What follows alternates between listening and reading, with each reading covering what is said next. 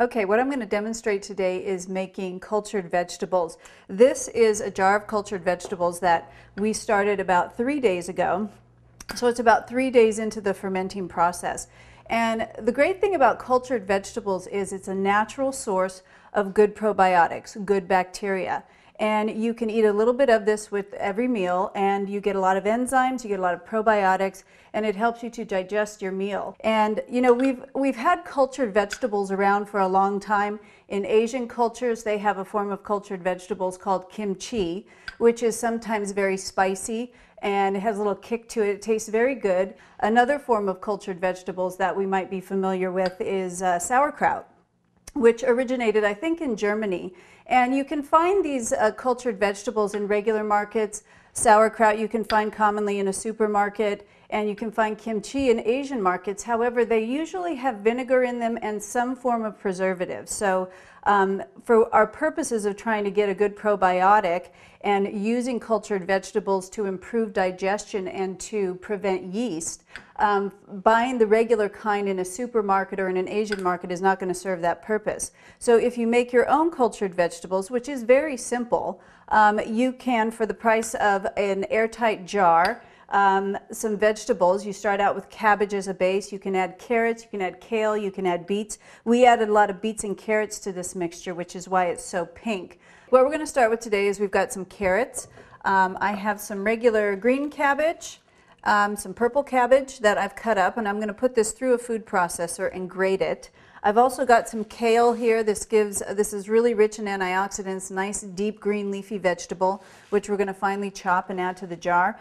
And for a culture starter, we use a product from Body Ecology, and you can get this product at bodyecology.com. And the idea of cultured vegetables has come into awareness more so recently because of the book by Donna Gates called The Body Ecology Diet. I'm going to chop all the vegetables with my food processor, and I like them to be a very fine chop, so I use the grating attachment. All food processors will come with either one that slices or one that grates, so you're going to use the grating attachment.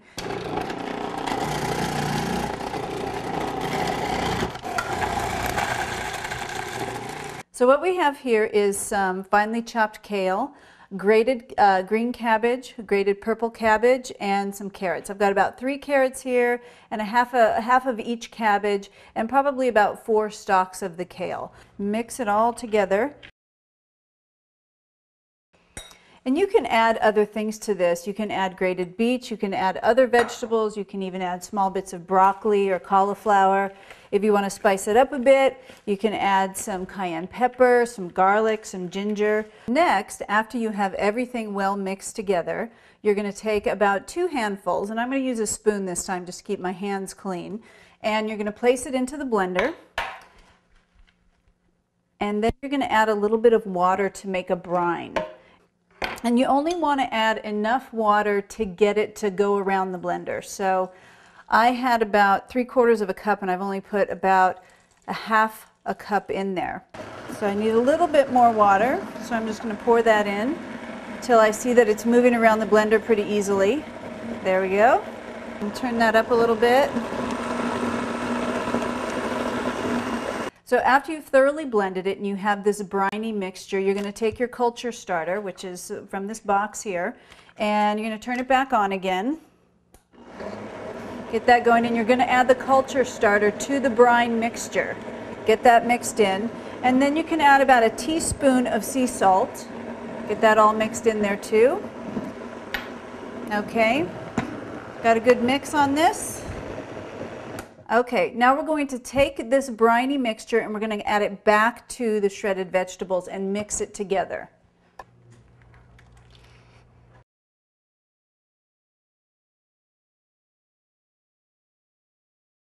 Okay, so next what we're going to do is we're going to take this mixture and put it in our airtight jar. Important thing about doing fermented vegetables is as you're packing it into the jar, you want to pack it down tightly. So I use a wooden spoon with a long handle and pack it down tightly because the fermentation process is something that occurs without oxygen to remove any air, because you want to try and fit as much of this vegetable mixture into this jar as possible.